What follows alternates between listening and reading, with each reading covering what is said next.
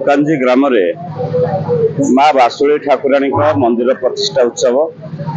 बहु आनंद उल्लास सहित समग्र ग्रामवासी आखपाख अंचल 10,000 संख्यार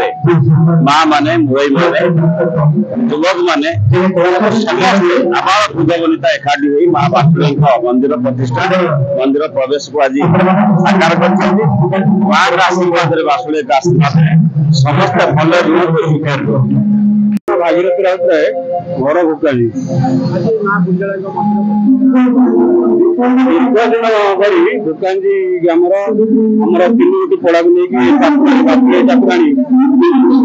अधिष्ठित थे एक आदिवासी गृह रोते तेणु सरकार किसी बासुली मंदिर प्रतिष्ठा करा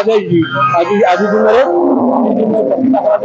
माँ को विजयस्थल मंदिर प्रतिष्ठा कराला मंदिर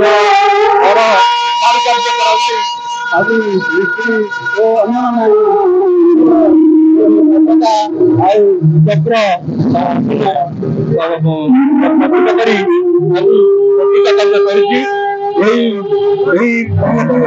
हमारा यज्ञ 2 दिन करी कलश यात्रा वर्तमान समस्त प्रशासन कले आज सदन संख्या